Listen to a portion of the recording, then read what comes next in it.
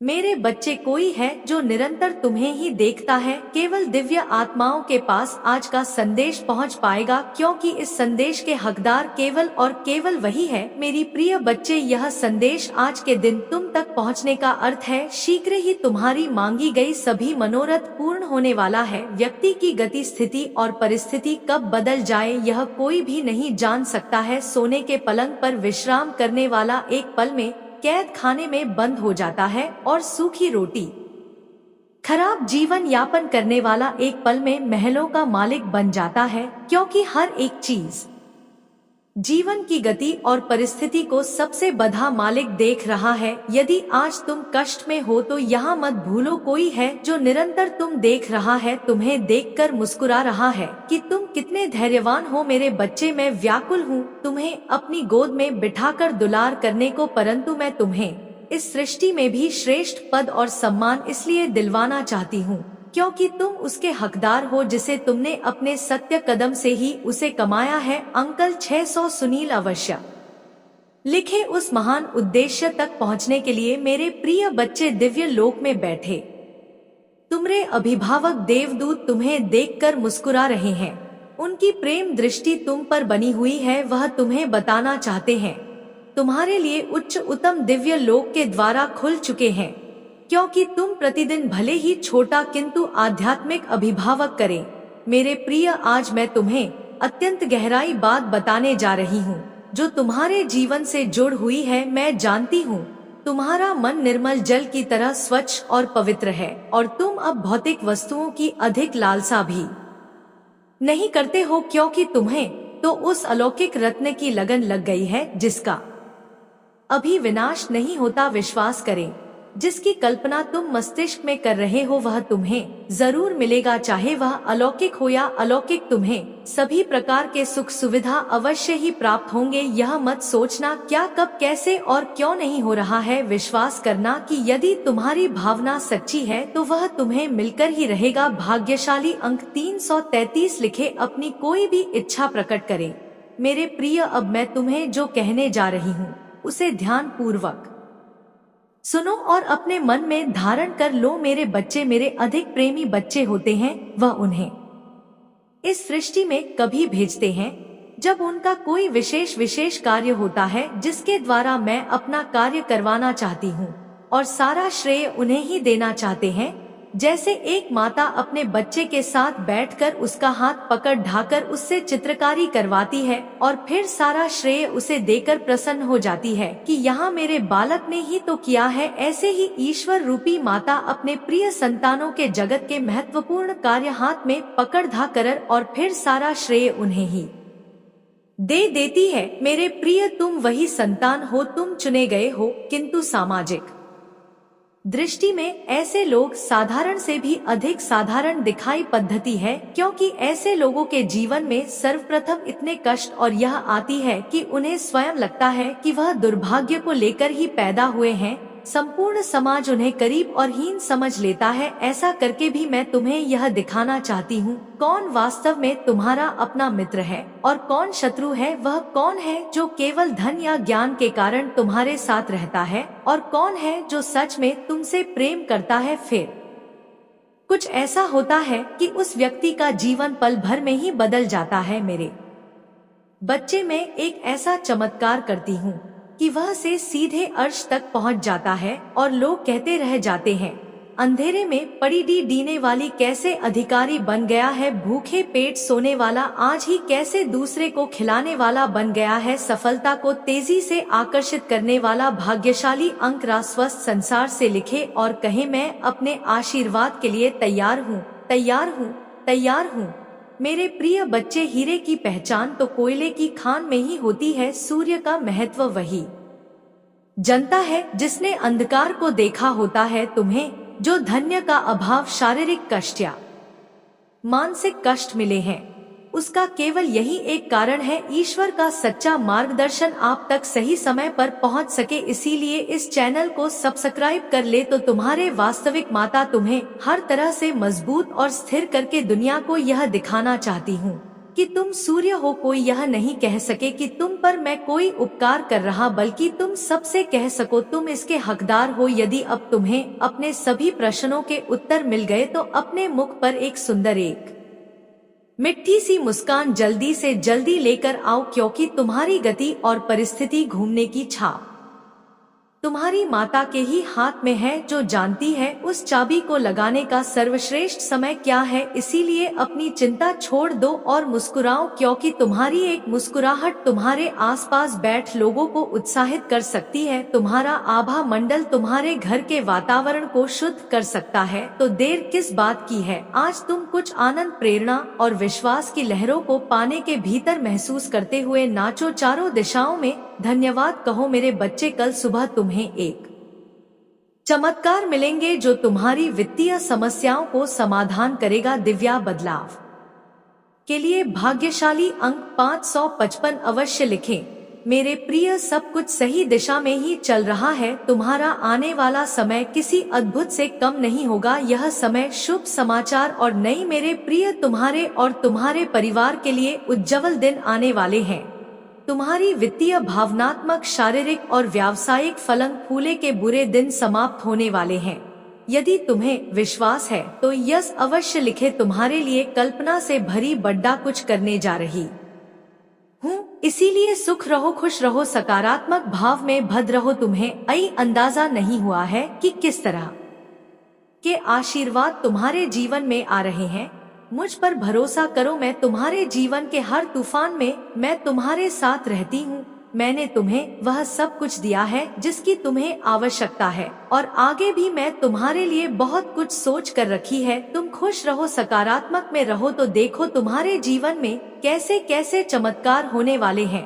स्वयं को सजाओ, संवारो और अपनी रचनात्मक से जुड़ दो मेरे प्रिय। जो तुम्हारा है वह सदैव तुम्हारा ही रहेगा, उसे तुमसे कोई भी नहीं छीन सकता। मेरा दिव्य आशीर्वाद सदैव तुम्हारे साथ है। तुम्हारा कभी भी कोई भी बुरा नहीं कर सकता, चाहे वह कितना ही शक्तिमान क्यों ना हो। मैं तुम्हारे पक्ष में ही कार्य कर रही हूँ। केवल धैर्यवान रहो, अच्छी चीजें तुम्हारे रास्ते में है। अपनी सभी इच्छाओं को पूर्ण करने के लिए भाग्यशाली अंक 888888 अवश्य ही लिखे। मेरे बच्चे, तुमने अपने जीवन में अच्छे बुरे बहुत से परेशानियों को देखा है, परंतु कुछ परिस्थितियों में तुम बिना कोई दोष किए ही दोषी आरोपित हो जाते हो। तो कुछ परिस्थितियों में यदि तुम किसी का भला करने जाते हो तो उल्टा तुम्हारे साथ ही बुरा व्यवहार करते हैं और तुम्हारी हंसी उड़ाते हैं, जिसके कारण तुम्हारे मानसिक स्थिति में परिवर्तन आ जाता है और तुम क्रोधित होकर दूसरों की भलाई करने की इच्छा त्यागने का विचार करने लगते हो। किंतु मेरे बच्चे, यदि जगत में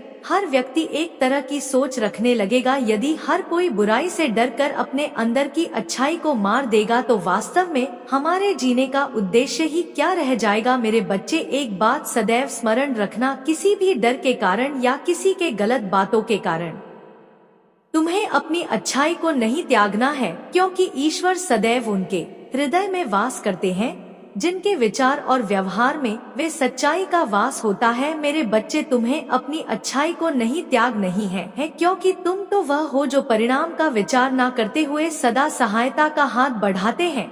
मेरे बच्चे, तुम्हारा कल सर्वोत्तम है, इसलिए तुम्हें कभी किसी भी बातों का ध्यान ना करते हुए केवल एक विचार करना है कि तुम्हारे हर एक कर्म किसी दूसरे से पहले ईश्वर देखते हैं और वह तुम्हें तुमसे भी अधिक जानते हैं।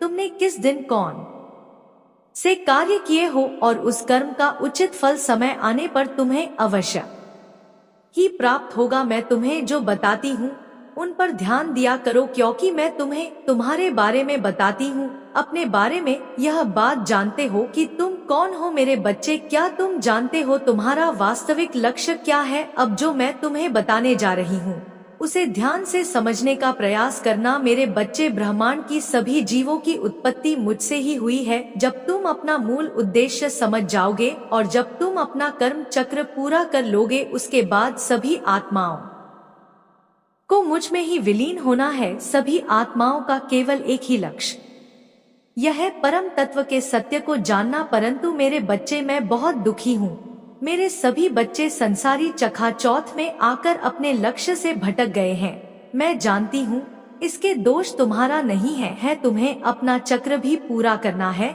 जिस कारण तुम अपने कर्म चक्र में बंधे हुए हो। परंतु तुम्हें यह जानना बेहद आवश्यक है, तुम्हारे द्वारा किए गए पूर्व अच्छे कर्म तुम्हें अच्छे फल देंगे। वहीं दूसरी ओर यदि तुम बुरे कर्म करोगे तो वह बुरे कर्म तुम्हें दुख देंगे। यह कर्म फल सभी जीवों को स्वयं भोगना पड़ता है, इसमें मैं स्वयं तुम्हारी कोई भी सहायता नहीं कर सकती। किंतु मेरे बच्चे, एक बहुत ही प्रसन्नता की बात है, तुम अपनी चेतना के वास्तविक लक्ष्य को जानने की ओर बढ़ रहे हो। आखिर कब तक इस लोक में भटकते रहोगे? जब जन्म मृत्यु के चक्र में मेरे बच्चे परमानंद तो मेरे गोद में है, मुझ में से अनंत प्रसन्नता व्याप्त होती है। मेरे बच्चे, तुम इसी पृथ्वी लोक पर रहते हुए भी उस परम आनंद का कुछ अंश महसूस कर सकते हो। मेरे बच्चे, किसका जीवन का उद्देश्य है आपको मिट्टी में मिलाना, लेकिन यह खुद ही मिट्टी में मिलने वाले हैं।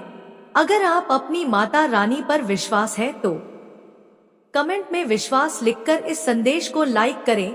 मेरे बच्चे, जो लोग इमोशनल होते हैं इनको कोई किसी भी तरीके से ना मोल कर सकता है। इमोशनल लोगों को अपनी चीजों से बहुत लगाव होता है, अपने लोगों से बहुत लगाव होता है, अपनी हर चीज से इनको बहुत प्रेम होता है। जो लोग ल होते हैं और जो लोग प्रैक्टिकल होते हैं, थोड़े से प्रैक्टिकल होते हैं, यह चीजों को मैनेज कर लेते हैं।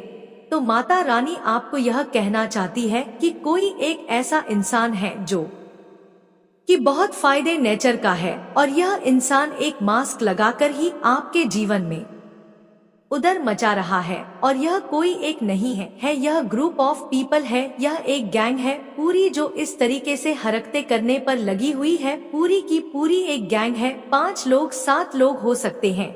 इनका पूरा उद्देश्य एक ही है, आपके जीवन को बर्बाद करना। इनका उद्देश्य एक ही है कि आपको मिट्टी में कैसे मिलाया जाए, आपको डिस्ट्रॉय कैसे करा जाए। पहले आपकी यह अर्जी निकल के आ रही है, तकरीबन 7-8 साल पुरानी है। तब क्या था? तब आप बहुत ही इमोशनल थे, चीजों से लगाव रखते थे और मन में डर होता था। जिन लोगों को चीजों से लगाव होता तो खोने का भी डर होता है। अगर हमें किसी चीज का लगाव है तो उसका डर भी हमें बना रहेगा। तो यह जो नेगेटिव लोग थे, इन्होंने उस डर पर वर्क करना शुरू किया। तो आपकी एनर्जी कहती है, मैं इतनी कमजोर हूँ, मुझे चीजों से लगाव है, यही मेरी स्ट्रेंथ है और इन्हीं से मुझे ताकत मिलती है। यह आपकी एनर्जी कहती है। लेकिन आपके शत्रुओं की एनर्जी कहता है आपकी एनर्जी को कि मैं तुझे तोड़ मरोड़ कर बर्बाद कर दूंगा। यह एनर्जी नहीं, यह लोग हैं जो भी नेगेटिव एनर्जी में होते हैं। अब ने एनर्जी कहता है कि मैं तुझे बर्बाद कर दूंगा, तोड़ मोड़ के तेरा वजूद खत्म कर दूंगा। जो तेरे पास चीजें हैं जिन्हें तुम अपना कह रही है, उन्हें कैसे भी छीन लूंगा और वह सारी चीजें एक एक करके तुमसे अलग कर दूंगा। तो आपकी एनर्जी है इमोशनल फीलिंग, भावनाएं, तो वो नेगेटिव एनर्जी है, बहुत स्ट्रांग नेगेटिव एनर्जी है। जैसा कि है ग्रुप ऑफ पीपल है, लेकिन कांड कोई कोई करता है, कांड कोई कोई करता है, लेकिन ग्रुप ऑफ पीपल की एनर्जी है। यहाँ पर यह चीजें मुझे यहाँ पर दिख रही है। अब क्या है इनका जो उद्देश्य है, आपको बिल्कुल डिस्ट्रॉय करना है। इन्होंने आप पर बहुत बहुत बहुत वर्क किए हैं, नेगेटिविटी बहुत दिखाई, आपके ऊपर नकारात्मक ऊर्जा बहुत सेंड की है, विचारों से कर्मों से काली क्रियाएं करी है, तंत्र मंत्र टोने टोट के जादू टोने करते रहे हैं और करते रहेंगे बेचारे, जब तक इनकी ऐसी की तैसी ना हो जाए, जब तक इनके जान प्राण सांस चलेंगे। यह आप क्रियाएं करते रहेंगे, पर आपको डरने की जरूरत नहीं है। आपने क्या करना, अपने परमात्मा का जब जो मन ही मन करना है। और आज अज़बा जाप आप कर सकते हैं। और अज़बा जाप क्या होते हैं? अज़बा जाप होता है मन ही मन आप जाप नहीं करते, आपकी सांसें जाप करती हैं। आप जाप करते हो, आपकी सांसें जपती है। मतलब आप अगर किसी से बात भी कर रहे हो तो अंदर अंदर चल रहा है आपके प्रभु का नाम। इसके लिए प्रैक्टिस करनी पड़ती है थोड़ी सी, आप इसको करिए, अजम पजब आपकी बहुत हेल्प करेगा। और जब आप यह अजंता जाप में एक बार आप पढ़ जाते तो आप सोते भी रहते हैं, तो यह चलता रहता है। इतना पावरफुल यह जाप होता है। माता रानी का इंटरफेरेंस आपके जीवन में हो रही है। माता रानी इन लोगों को एक्चुअली देख रहे हैं कि ये किस हद तक गिरेंगे, इनकी हदें लोगों को भी दिखा रहे हैं भगवान, और किस हद तक जाएंगे, किस हद तक एक्चुअली